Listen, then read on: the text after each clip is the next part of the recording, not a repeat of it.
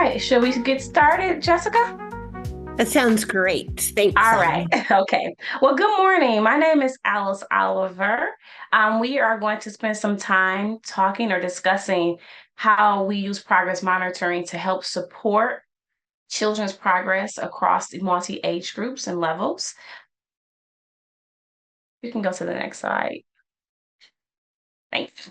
But before we get started, we want to know who's in the room. And so you can use the chat box to just let us know, are you a Cox Campus member? What best describes your role and where you're joining us from? So you can do it in the chat. We're also a small group today, so if you want to come off mute, then you are welcome to do that as well. Yes, it may be a better option too. We can have a little community here.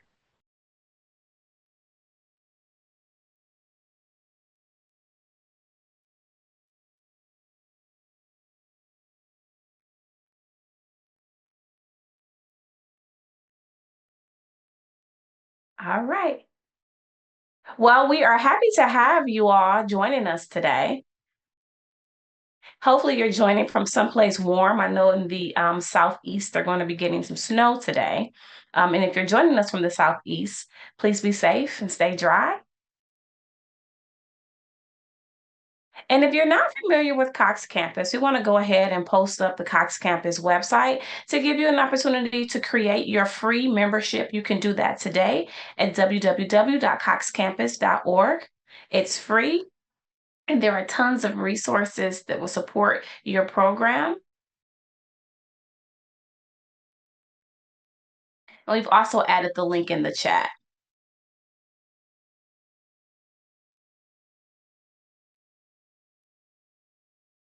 All right. We're happy to have you all.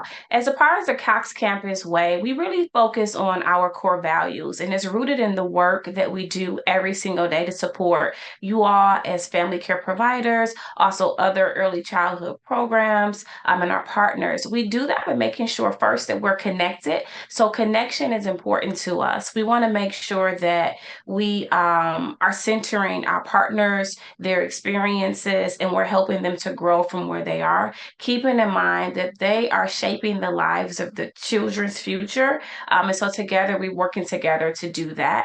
We also want to make sure that our environment is safe. And so on Cox campus, it is a safe and welcome environment. All of our resources are free. They're all research-based, and they're all sensitive to the communities in which we serve and support.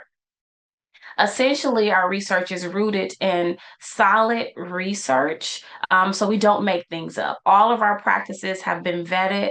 And you'll notice if you've been a long Cox Campus member, and there are times when we will take down a course and we will revamp that course or modify that course. That's because we want to make sure that all of our information is up to par and it's delivering the latest and greatest research-based or scientific-based information in support of children's language and literacy development.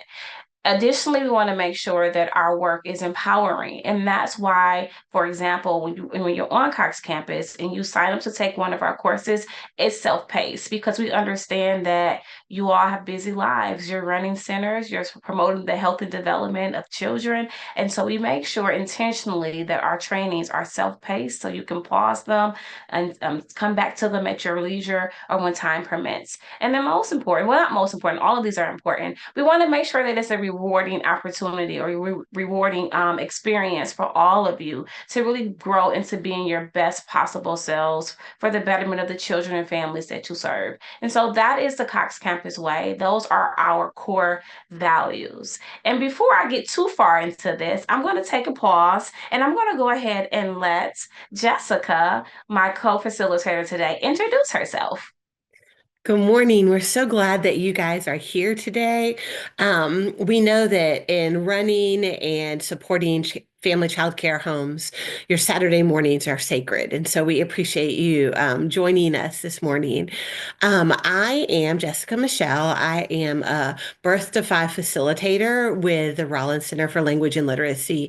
And I have the privilege of working with many different partners, but as far as family childcare providers, with an agency out of Auburn, Alabama, that serves the state of Alabama. It's an excellent agency and a privilege to be a part of what they're doing in homes across the state. I've been in early childhood for 24-ish years. Love to read and garden. Really excited to have this conversation with you all today. So thanks for being here. Thank you, Jessica, for partnering with me today. I'm excited to learn and grow with you and all the other participants on the call today. I am Alice Oliver. I have been an early childhood education advocate for, I like to keep it at 18 years because I've added a few years onto that, but 18 years makes me feel like, yes, I'm cemented there. I am a lifelong learner. I enjoy learning many new things. Most importantly, I'm a mother. And so this early childhood work, I always say, is personal for me. I started in the field when my son was very young, and I just fell in love with the ways in which children just explore the world and just they're just excited learners. And so that has also cemented and grounded me in early childhood. I love a good quote. So I'm like Jessica's a reader. I too am a reader. And quotes, not all of them, but some of them just speak to me and I hold on to them. And so I wanted to share this one that I recently read by Phil Collins that says, "In learning, you will teach, and in teaching, you will learn." And so today, I'm excited to learn and grow with each of you. I'm sure as we're sharing information, remember, you guys can come off mute. We're a small group today, so if you want to come off, and we would love to hear your voice and have your input and learn and grow with you today. And so that's what we're going to be doing. So let's go ahead and dive into this. We talked about the Cox Campus core values. I want to take a moment to highlight our essential ecosystem elements. All of our work is grounded are centered within a particular element. When we think of ecosystem, that's us. All of us are part of the child's ecosystem. We're part of the family's ecosystem. And so one of our goals or one of our elements is strong partnerships with families. And so we intentionally make sure that we're creating space for family childcare providers, the families of the children at our programs or partner programs. And so you see, we start that because today is another example or another effort of ours to connect with partners, with families and partners and partner with them, particularly family childcare organizations such as yourselves. And then today we're going to highlight observation and monitoring of children's progress. And so you'll also see a start there. That is also one of our essential elements. And so those are the two components that we are focusing on today. We're going to zero in on observation and monitoring of children's progress. Our objectives for today are very simple. We just have three. We first want to make sure that you understand progress monitoring versus assessment. Secondly, we want to make sure we want to give an opportunity to kind of explore some of the progress monitoring tools that we have provided. They're available on Cox Campus, so we'll highlight some of those. And then the third thing that we're going to discuss today before we wrap up is just ways in which you all can implement progress monitoring in your childcare homes. So we're going to spend some time looking at those three things. But first, before we do that, we're going to just draw your attention to this QR code. It's actually a Padlet. And so if you have your phones ready, go ahead and open up your camera, and then you'll get a link to the Padlet. We want to just know how do you use progress monitoring in your daily life. And so we have some examples up on the Padlet. One thing is that as Jessica, she's a gardener. So she might plant seeds And then she may go back to monitor their progress. Are they starting to take sprouts? Yes or no? How much water is she giving it? How is the sun? All of those different things that she may use to kind of monitor the progress of that seed that she planted in the ground. And so we just want to kind of open up with how you use progress monitoring in your life. So we'll give you a moment. We have some music. We started with music, so we're going to have some music throughout today's session. And if you have some trouble accessing the Padlet, feel free to drop your information in the chat or come off mute. I know some of you may be on your phones joining us today and have a hard time switching screens. So no worries. We would just love your input any way that works for you.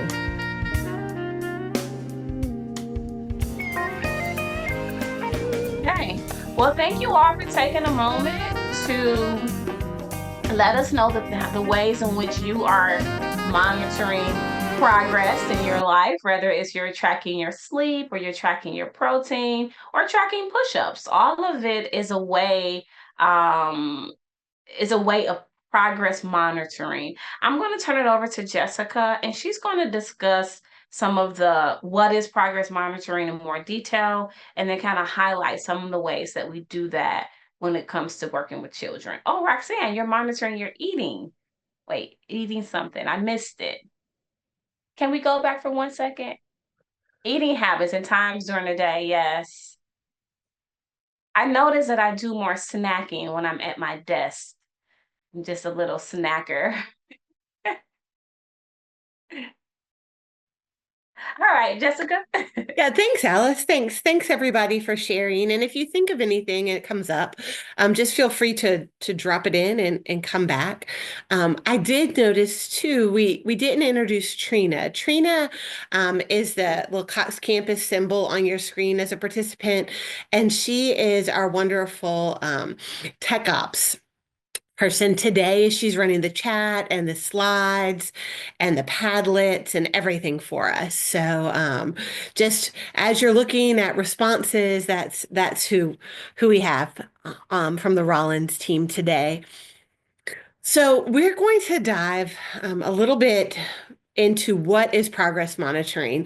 We're kind of going to move from what to like why would we use progress monitoring to how we use it in family child care homes.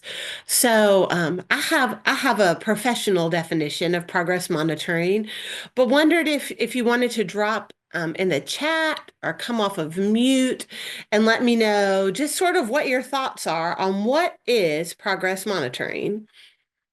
We'll give just a few seconds if you want to drop that in. All right. So when you look up progress monitoring, you have a lot of definitions, and it is essentially an educational term. We can use progress monitoring a while in lots of different areas that we've talked about. Yes. Yeah. Alice tracking a progression of growth and change. Absolutely. Yeah, so we talked about that, like we were tracking our sleep, aiming towards those 8 good hours, or my 14-year-old has issued a push-up challenge in our home, and so we're tracking how many push-ups we can all do. So just kind of keeping track of how we're moving towards a goal. But if we want to look at it in a little bit more standardized terms, it is a standardized process. So I'm not just looking at how much sleep I'm getting, to your example, Roxanne, once every few weeks when I think about it. I have a standardized process. Maybe Roxanne, you have a watch or a ring, or the Fitbit tracks it, something to that effect. But it's a standardized process of evaluating progress towards a target or a goal. And so what we see from this is it's a process, right? But it's one that is intentional and standardized. I can't make sure that I'm getting enough protein in my diet if I am just tracking the protein in my food, at breakfast every day, or every few days paying attention to it. So it's something that is intentional and standardized. By the same token, if you have a child in your class who is working on two-word phrases. Maybe you have a toddler in your home and you are really trying to keep track of whether or not he's using two words intentionally together. To be intentional and to have a standardized process for tracking that as you're watching him grow in his language. So that's our official definition of progress monitoring. And we're going to look at a video on our next screen of what this might look like. And you know from watching Cox Campus, those of you who are already members and have taken part, that most of our filming is done within childcare centers rather than childcare homes. So this is looking at different age groups within childcare centers. But what we're going to do as we walk through this today is take all of this information and look at how it can work in a multi-aged home. So let's listen to what progress monitoring looks like and what it is in action from Lethea. Your progress monitoring efforts will look quite different depending on the ages of the children you teach and what you are trying to assess.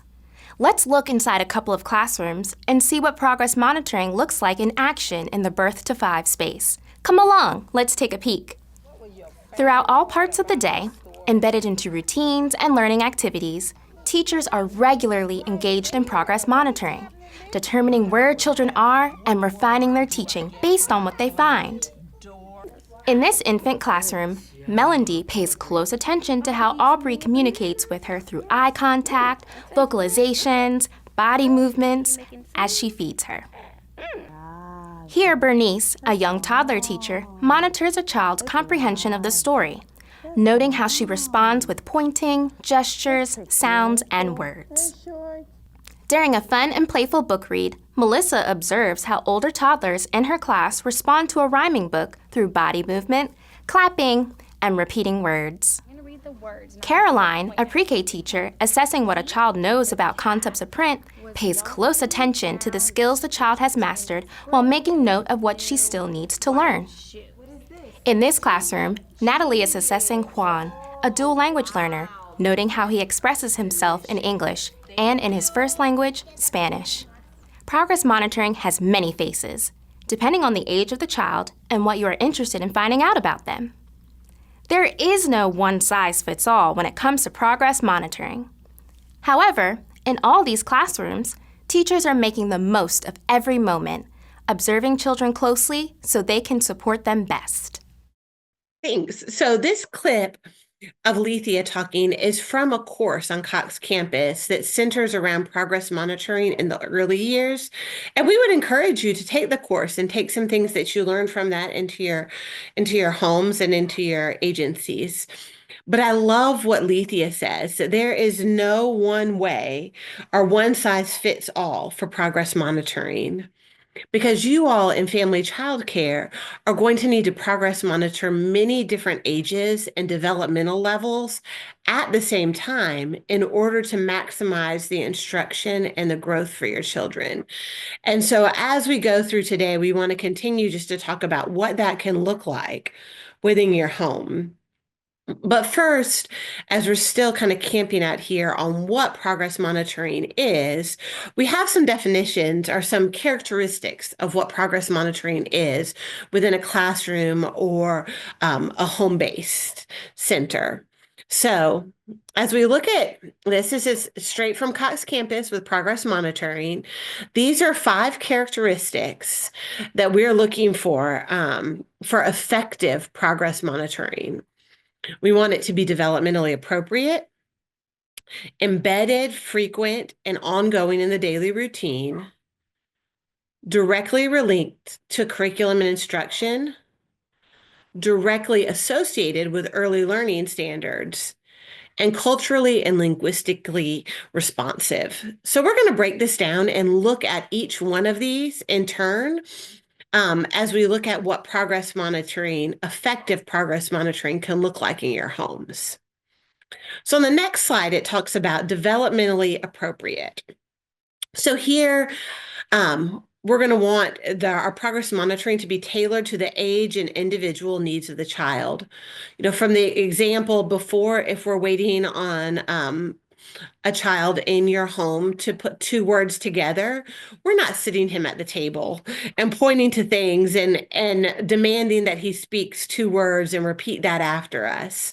We're doing that within the course of the day and in play. It's not developmentally appropriate to sit our toddler at the table and have them repeat words after us over and over again until they can say them as we would expect. So we also want our progress monitoring to be geared to address what the children need to learn and where they are expected to be in their development. And so we want to really look at this. If I have an 18-month-old, I'm not expecting full sentences. If I have a 2.5-year-old, I am not expecting retell of a story with detail. Those different components are going to look different depending on development. So then the next component that we're looking at for effective progress monitoring is that it would be embedded, frequent, and ongoing in the daily routine. So a big difference between progress monitoring and a more standardized and formal assessment is that progress monitoring happens daily as the children are engaging in the activities of your home. It occurs throughout the natural parts of the school day, and we can simply keep note of where the children are and how we might support them in moving to their next developmental goal. So it's very much embedded in what they are already doing throughout the day. All right. Our next component of effective progress monitoring is that it would be directly linked to the curriculum and instruction. So it's already related to what we're doing. So if I'm monitoring how the children in my home are relating to books, I am going to take our time when we're having a shared read to really talk about that, or to take some notes or fill out a checklist that I have next to me to really talk about, okay, can this child answer questions about the book? Can this younger child point to pictures if I ask, where is the dog? Can this 2-year-old repeat phrases from a book, such as like brown bear, what do you see? Can they use some of those repeated phrases developmentally appropriately? And so we want it to be just a part of our planning as we are looking at the day. Where are we going to gather information on how our children are developing in this area? The fourth component of effective progress monitoring is going to be that it's directly associated with early learning standards. So on Cox campus, we have what we call the Rollins Expected Child Outcomes. It's done in 12-month increments. So we have 0 to 12 months, 12 to 24, 24 to 36 months. And it has your standards for early language and literacy, since that's what we're all about at Cox campus. So those are available for you. You can simply search expected child outcomes and get those for the age of the children in your home. We've also put on here the GELDS. Those are the Georgia Early Learning Standards. And so if you're in Georgia, you may have access to the GELDS. And Alabama is called the AELG, the Alabama Early Learning Guidelines. Different states have different early learning guidelines. And the TSG is for Teaching Strategies Gold. Just an early learning curriculum. You may use other curriculums and have those early learning standards, but we do want to connect that to our progress monitoring. And we want to determine where children are relative to those learning standards and if they're demonstrating growth. So again, back to that, there's a standardized process of gaining information, keeping track of moving towards a goal. And then finally, we want our early learning progress monitoring to be culturally and linguistically responsive. You saw in the video example, one of the teachers was assessing language, both in English and Spanish for a child whose first language was Spanish. So we want to make sure that our children are growing across the board, and we want to be inclusive of their cultures. So we want to take into account what they're bringing from home, what they're bringing from their culture and their home language as we are monitoring progress. So we have these 5 components that are part of the what is progress monitoring, or what is essential progress monitoring. And so now, on this next page, we are going to engage in another Padlet. We're sticking with Padlets for engagement today. So if you have a phone available and you want to scan this QR code, or Trina will drop a link in the chat. On your phone, there will be a little plus sign on the Padlet, and it will let you just type in an answer. We've got a couple of different areas here. So do you progress monitor in your home right now? So we have an area where you can drop a yes. For yes, you progress monitor, and maybe what that looks like. And then we have an area for not yet. So if you're not progress monitoring, we'd love to hear some of the things that might be standing in your way. So we'll give just a couple of minutes and listen to some great music for you guys to engage with the Padlet. And again, feel free to come off mute or to drop your answer in the chat if maneuvering the Padlet is difficult this morning. But thanks, we can't wait to hear your responses.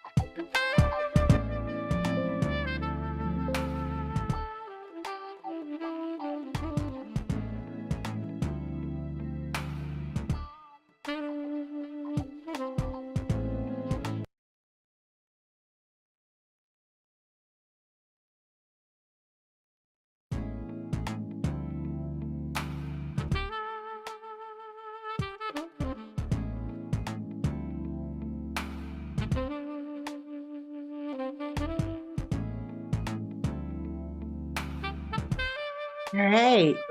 See up here, and not yet. It's really hard with different ages. And we hear you. That's the ask for what we're doing this year-long journey on today. Okay. And here in the chat, thanks, Patty. We coach home providers and are supporting their goals for assessment. That's great. Thanks, Patty. Yes, I work with several who coach home providers, and it does. It gets a little bit tricky to assess depending on age group and what they're using. The CDC checklist is a great way to start. Perfect. Well, thank you guys for sharing. Yep, I love a good checklist.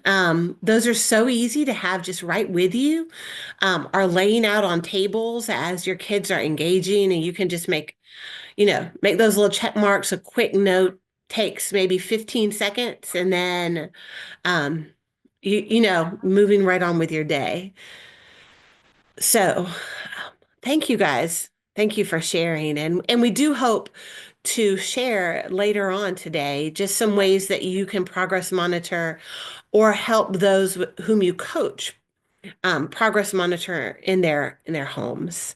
So I'm going to turn it right back over to Alice, and we're going to dive into the why, because we know that's so important when we're working with anyone, especially adults. I know what it is, but why is it important to what I'm doing? So thanks, Alice. Thanks, Jessica. As you're thinking through if you use progress monitoring tools or the ways in which you do progress monitor in your program, I just want to lift up the why of progress monitoring. And so we know that when we are working with children and we're engaging in different activities or encouraging them to participate in different activities, it's for a reason. And sometimes we may not articulate that reason to parents. And so when we think about progress monitoring, or when I think of progress monitoring, I think about it as an opportunity to communicate with families what's happening in the program. what you're doing with your child and the ways you're helping their child to grow and develop in particular areas. But then I also think about it as a way to kind of assess or evaluate myself as an educator or yourself as an educator, and also your program's effectiveness. And so when you're using progress monitoring, it really is to inform your planning and the implementation of those daily experiences or activities that you introduce or engage children in.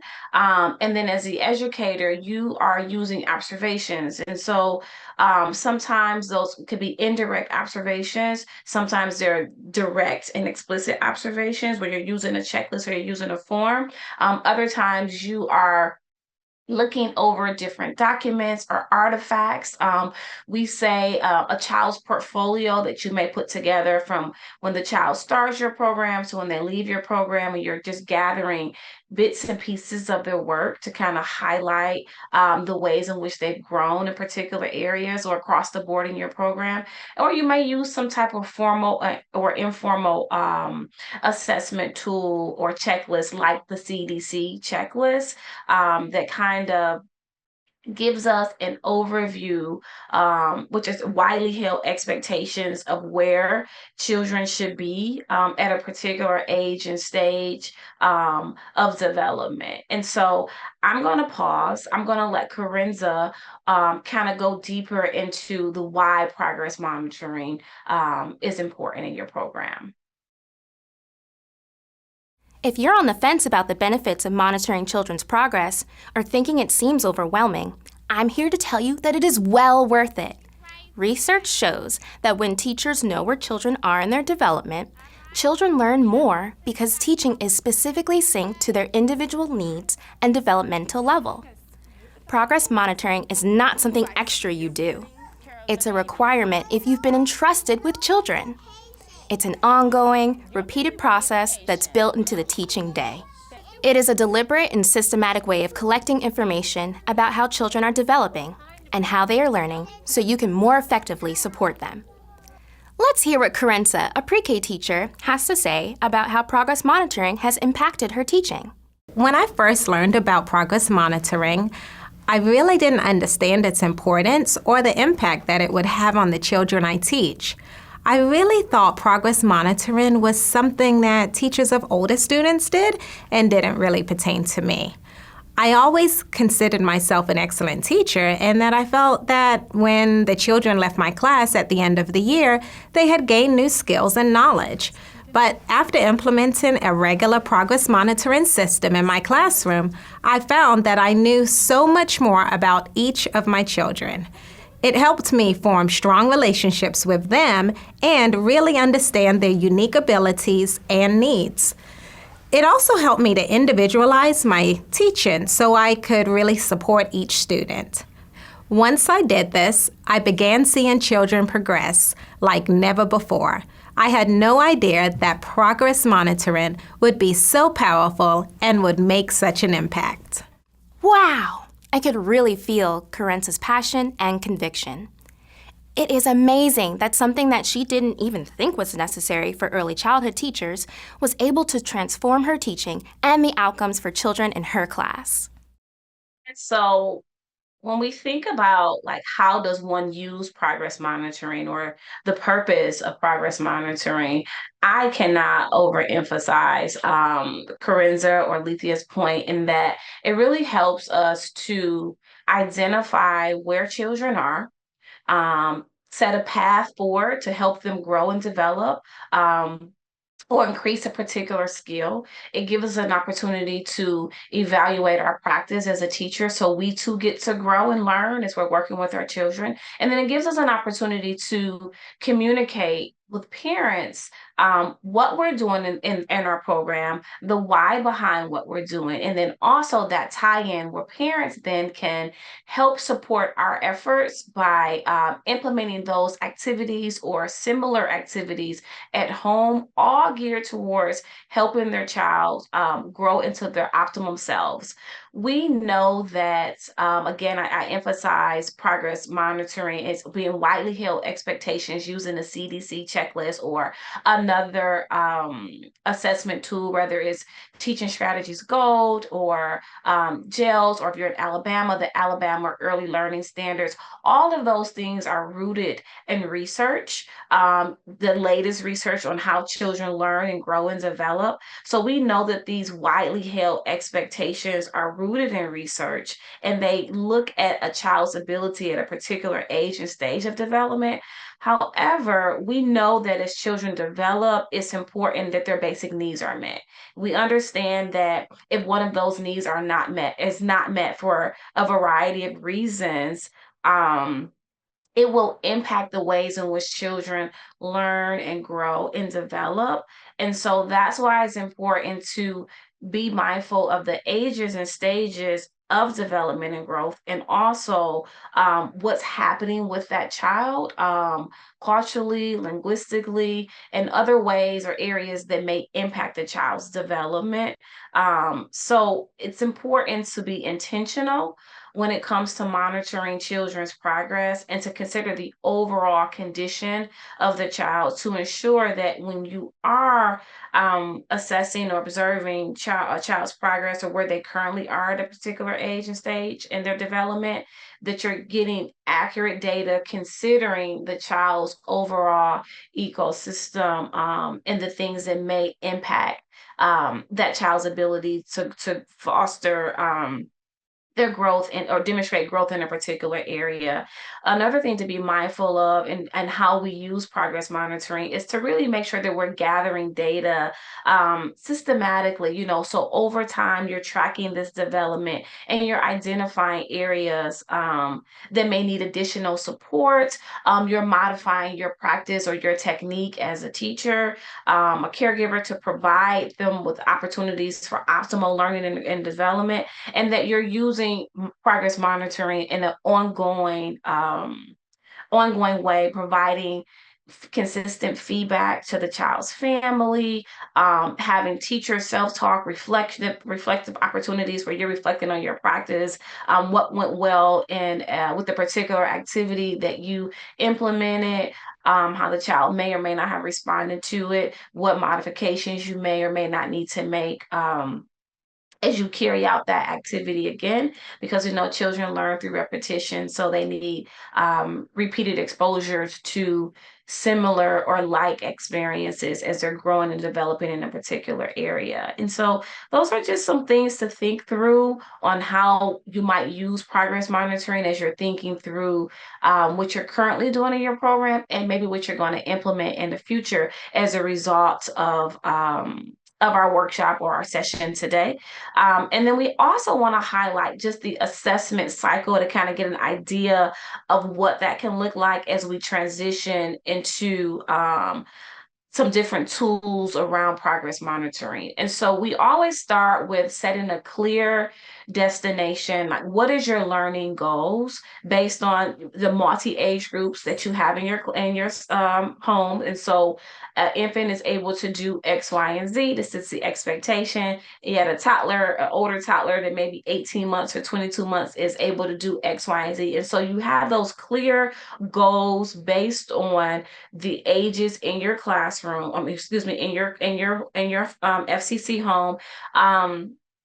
And then from there, you're aligning your learning standards or learning goals with that actual activity based on the age and stage of development of that child. You're taking a moment to kind of step back and do some observations. You're doing some anecdotal notes. You're recording some different things. You're really assessing what you see, and then you take a time to reflect on what you've observed, what you've noted, and then you're creating a path forward to respond to what you've observed, the learning goal that you've attached to that particular activity or experience, and then you're making those adjustments as you need to support the child. And so that is what the assessment cycle looks like can look like in a nutshell. Sometimes you're going between 1 and 2, trying to make sure that you have the right learning outcome or right learning goal attached to that activity. You may have to tweak the activity, modify some components of it to best support a child as they're growing and learning. So we use the example of having a child use two words. And so maybe if you're working with a younger toddler, they're using one word, that activity may call for two. You're taking one of those words out, you're modifying that activity, you're implementing a different learning goal to support that 18-month-old. And then when they're 24 months, you're bringing back those two words. Because they're ready for that at that time. And so you're constantly observing, reflecting on your practice, making modifications, and then introducing new learning goals along the way. And so I'm going to turn it back over to Jessica, who's going to highlight some of our tools that will help support you as you're looking through or working through your assessment cycle. Jessica? Thanks so much, Alice. I really appreciate it. Yes, so in the video we watched with Lethea at the beginning, she talked about that there was no one size fits all to progress monitoring. And again, we know with you all in family child care homes, there is truly no one size fits all because each home could have a different mix of ages. Some homes are group homes and you have a couple of 2 or even 3 adults with a larger group of students. And then you may have those homes where you just have 6 students with 1 adult. And so we're just going to provide some tools that might help within your home or something that you could offer if you coach within different family child care homes. So this is a tool that you can find on Cox Campus. It's the Infant Language and Literacy Observation Tool. Like I've mentioned before, I love a good checklist. That way, I like a checklist because it is already made. Trina's dropping all these resources in the chat for you as well, so that you can pull those up on your computer, on your phone, save those for later. But I love the checklist because the intentionality is already there for me. So when I'm looking at this checklist, you can see down the side on the green that we're looking at birth to 8 months on this particular part of the observation tool. The tool continues on all the way through 12 months, but it kind of breaks it down by expectations. And so I have, if I have one of these for each child, and I just kind of take it and say, okay, on Mondays, I'm really going to focus on Mary. And on Tuesdays, I'm going to pull out David's checklist, and I can kind of put a system into place so that I can take notes and notice where they are. And so you can see here on this checklist, or on the progress monitoring observation tool that we just have some different things like turns head towards sound.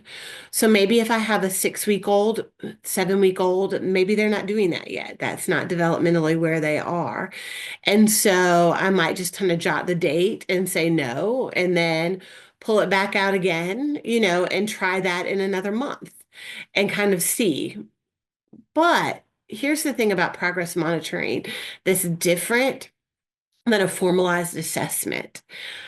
When I'm progress monitoring, I'm also supporting where the child is in the moment. I'm not simply logging where they are and turning it in, like I would for a formal assessment. So if I notice that David is not turning his heads towards sounds, then what I might do is play with him while he's on doing tummy time or while he's on the floor every day, and have different toys, all the baby toys that make different sounds. And I could hold them over to the side and I could help him look at them. I could help him track movement of something that makes noise. So progress monitoring is a way for us to observe where children are and meet them where they are to move them further. So that's just a great way to use these checklists, to have them out in the room. I love to have them if there's more than one adult as well, because if I have, say, a group home and I have maybe 3 infants, and this observation tool happens to be out on a table with David's name on it, and I'm on the floor with David, and he's turning his head towards different noises of toys, then my co-teacher can simply jot that down, because the observation tool is there and available, and we're all familiar with it. So it's an easy way to kind of monitor that progress intentionally. So this is one way with infants. And again, all of our tools are around language and literacy because that is what we do. We know on TSG and the GELDS and every other curriculum, progress monitoring, CDC, you're monitoring fine motor, gross motor development. But because we are a language and literacy organization, that's what we're talking about today. But take this information and just spread it wide with all of your other progress monitoring tools as well. So our next observation tool is for toddlers. It's set up the exact same way as the one for infants. And again, Trina will drop that in the chat for you guys, but it kind of goes through different age levels. You can see here on the side, this is 12 to 24 months. And so you all know as educators, there's a really big difference between a 12-month-old and a 24-month-old. So we don't want to fill all this out at 12, 13, and 14 months. We're going to keep this and follow the child. Are they responding to simple requests? Are they understanding words that name familiar objects and people? Are they following simple directions?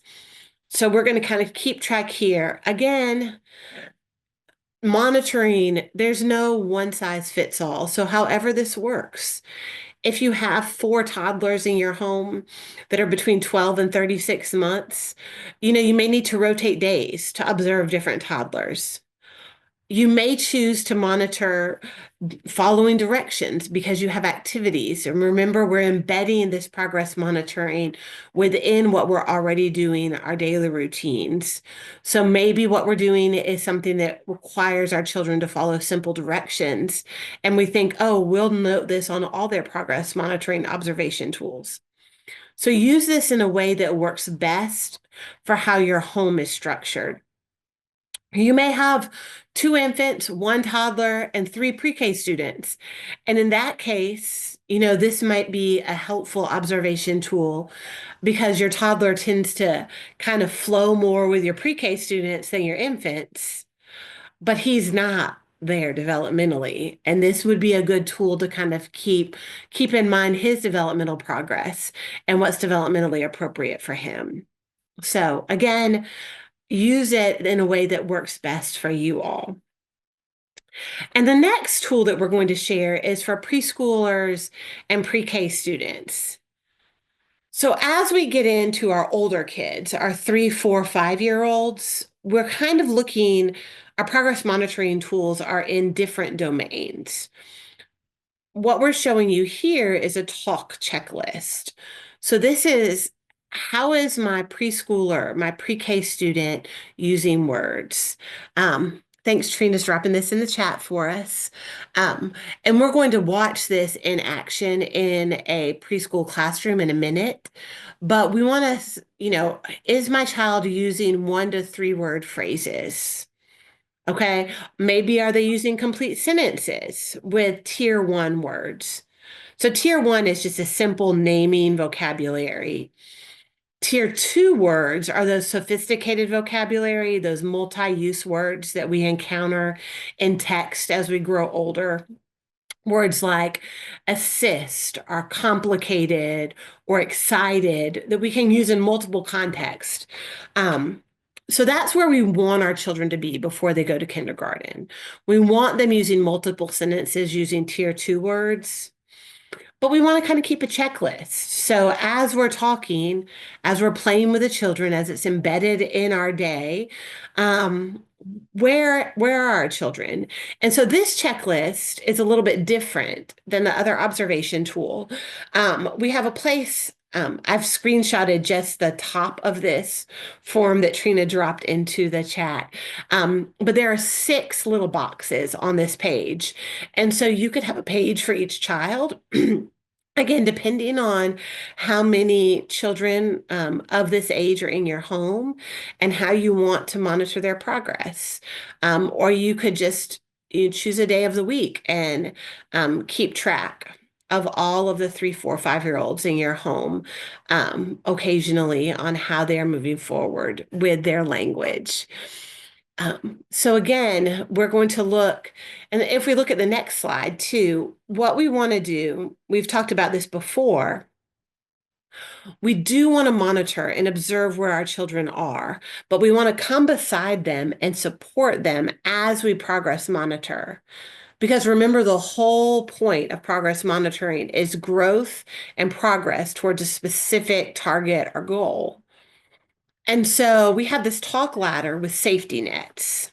So on the colorful rungs of the ladder, and this again is in your chat too, and each rung corresponds with one of those levels on the talk checklist. So, maybe my child is using 1 to 3 word phrases with tier 1 words. So that's our blue rung on the ladder.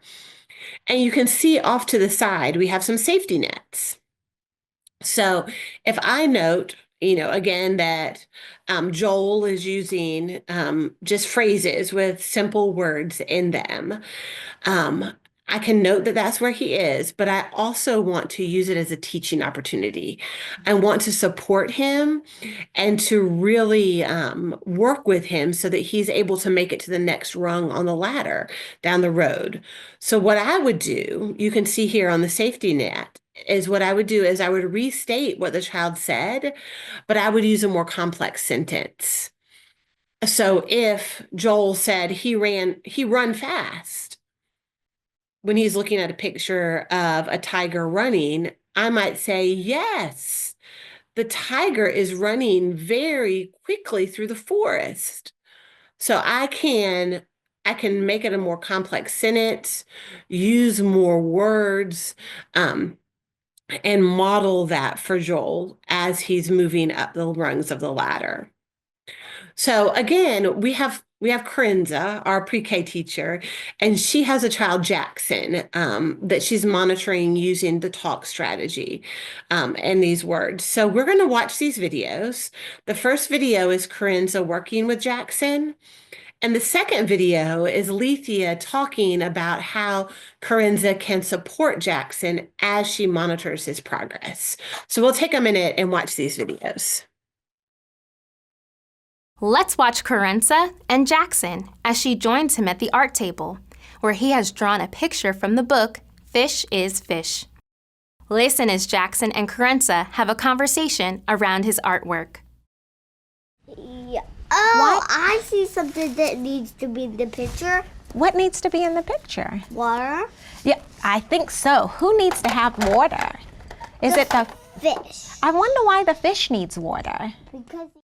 Now let's look at the talk checklist and determine where Jackson is in his development. From this observation, I would say that Jackson is using complete sentences with tier 1 words. All right, great. So we have where Jackson is. Now let's see what happens next. Back in lesson 4, we said that one way we can reflect and act on our observations is in the moment, responding immediately. Did you notice how Corinza supported Jackson using the safety nets on the talk ladder during the learning activity? This is where Jackson is on the ladder, and here is the corresponding safety net. Use either/or questions to encourage the child to use tier 2 words, or to use tier 2 words in conversation with the child. Let's rewatch a portion of the video and see how Corinza does this. I think this is a beautiful piece of art. I wonder why the frog is climbing out of the water and why is the fish in the water? Because he needed legs to climb out of the well. Oh, so I'm thinking that these are different. The frog has legs and the fish, Does it? it doesn't. Super. So you can see there, different is a word that Jackson wasn't using. And so Corinza supported where he was on that ladder. By asking an open-ended question and then supporting with that vocabulary. So again, this is something where we can meet our children where they are and support them in the moment. Now, this is just one tool for our 3, 4, and 5-year-olds. We have tools around engaging in storybook reads.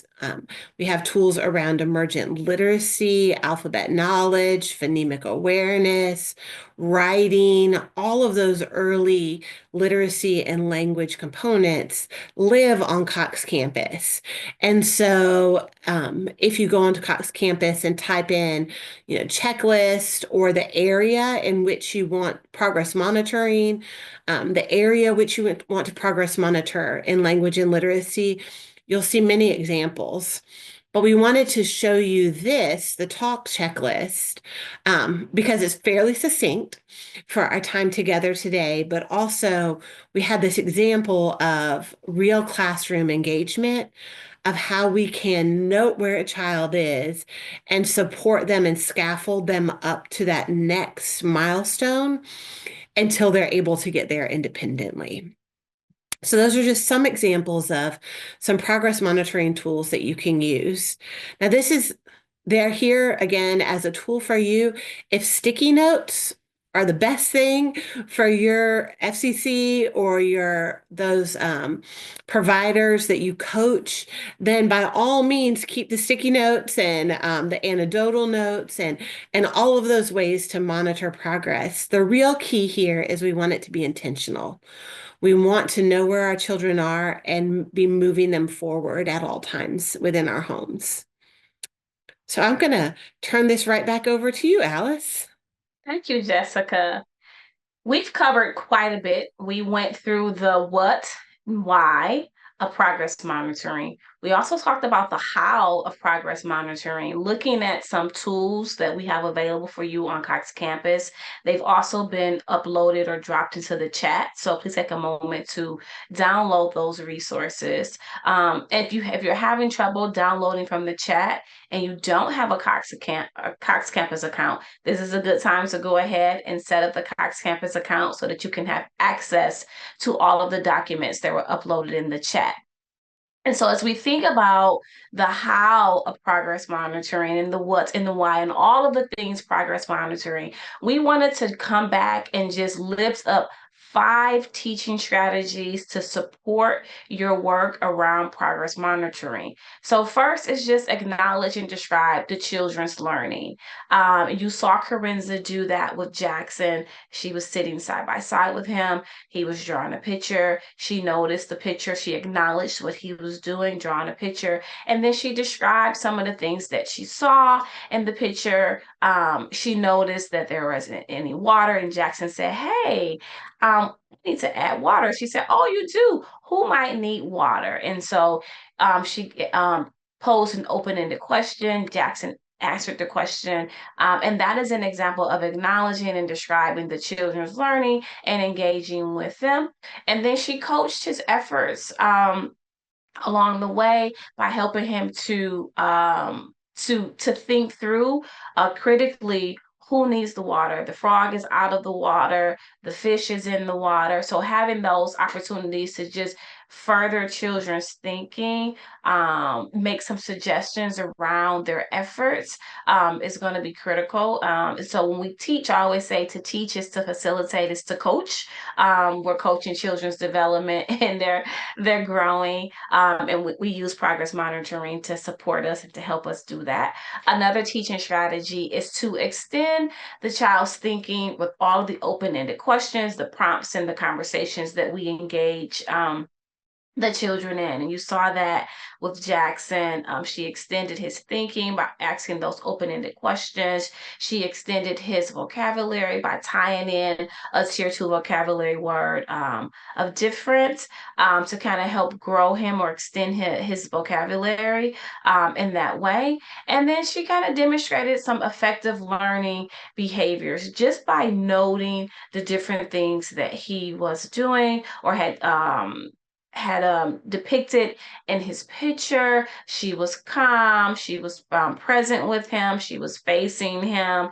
All of those things is just a way to demonstrate learning behaviors, to be calm, to be present in your work, to have the materials that you need to have to do the work that the child is trying to do. So just demonstrating those effective learning behaviors, and then providing information to expand a child's vocabulary, to expand a child's knowledge base, and then also as a way to let them know what is expected of them. And so you're giving information to help the child begin to engage in an activity, to set the boundaries of what a child can and cannot do in your family child care home. You're giving information to help extend their knowledge base, to get them to think more critically or to enhance their play and their learning. And so those are the 5 strategies: acknowledge and describe children's learning, coach their efforts, extend their thinking, demonstrate effective learning behaviors, and then to give them information that's going to enhance or extend their knowledge. So thinking about all of the things that we've covered today, the what of progress monitoring. So what is progress monitoring? My simple definition is tracking children's growth or change over time. We've covered the why of progress monitoring, which is allows us to communicate to families the ways in which the child's experience or the child's learning is being enhanced. They're growing and learning within your program. So you're communicating those things. You're having an opportunity to take a step back and assess your practice and to grow your practice, to make modifications and changes to particular activities or experiences that you plan to implement with the children or that you've already implemented with the children to help grow them. And you're using different tools, whether you're doing observations through anecdotal notes, those informal ways that you're assessed. As Jessica said, maybe you like sticky notes. I love sticky notes. I have 1,000 sticky notes on my desk right now. So I'm always jotting something on a sticky note. Maybe you prefer a more formalized form. That's fine. We highlighted some forms that we use and we have available on Cox Campus. Maybe you're using the CDC checklist, you're doing that through the CDC checklist app. Whatever methods you're using, could be your informal or formal or informal assessment tools. That's fine. And then you're getting to like the how, which we showed you some ways that progress monitoring, what it looks like in action using those videos. We want to take a pause. We have about 20 minutes left. We're going to give you 10 minutes just to think through some next steps, and I'll let Jessica go ahead and explain what those next steps could be, and then we'll open up some time. We'll play some music and give you some space to kind of think through that and do some writing. Thanks, Alice. Yep. So we know that we've covered so much information today, like Alice was saying, and we want you to have some time this morning to take, or wherever you're coming from. It may be afternoon or very early in the morning, depending on what time zones we're in. We want to take a minute and give you some time to reflect on this. So we have another Padlet on the next screen of just ways that you use or you will use progress monitoring in your home. So this is a way to really take some time and think about, hey, where am I going to go with this? Is there anything that's really helpful for those that I coach or in my home? Or is there a tool I want to share with someone in particular? So we do want to give you some time to take what you have and be able to reflect it sort of into application for next steps. So like Alice said, we'll give about 10 minutes. For this. We'll see if you drop some things in the chat, and then after we're finished this, we have just a couple of more things to wrap up. So we'll keep an eye on your reflection time, but feel free again to come off mute to reflect aloud. We're a small group this morning, to drop in the chat or to use the Padlet. So take some time and think forward to how you might use this information.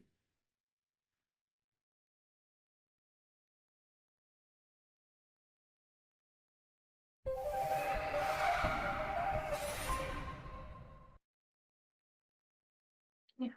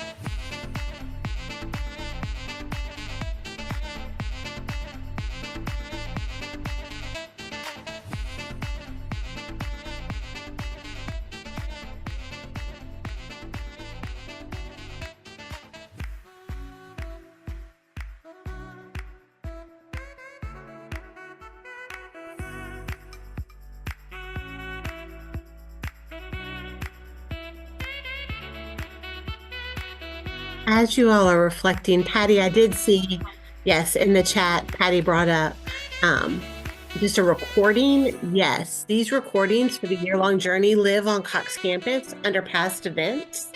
And so as you're a member on Cox Campus, you will be able to go to the events and past events and find this to be able to share with providers or other coaches in the future. So yes, we know time with family child care providers is difficult. If you're the only adult or one of two adults and you have students in your home, from early morning until late afternoon, early evening, it's tricky to get to watch. So yes, this will be available to share.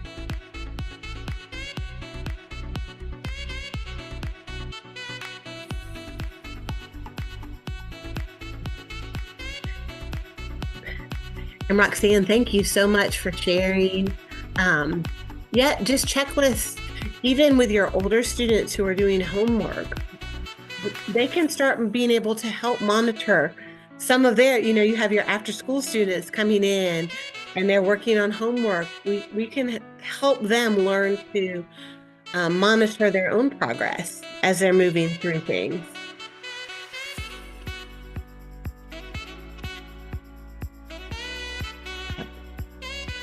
Thanks, Trina. So Trina has dropped in a link to the past year-long journeys and all the other events on Cox campus.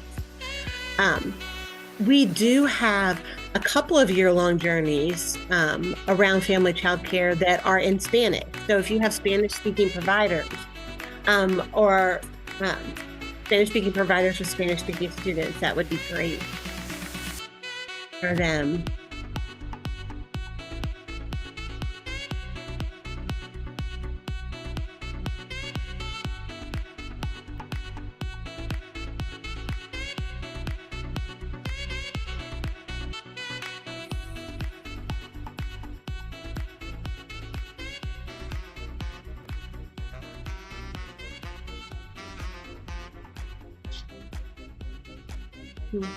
Yeah, I love that. Sticky notes are great. But yeah, focusing on one area of each day might really be helpful within a family child care home, like a specific area of cognitive development, and keeping some notes on that so that you can keep that in each child's portfolio as they grow. Those are great next steps. That intentionality of choosing that area of focus is a huge part of progress monitoring. And where you want to see the child go too.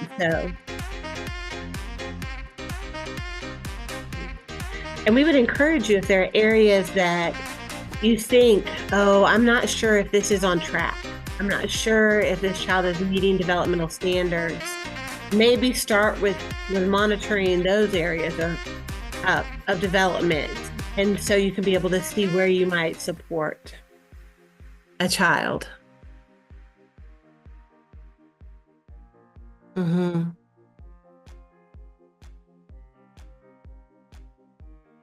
Yep. And I love the idea of using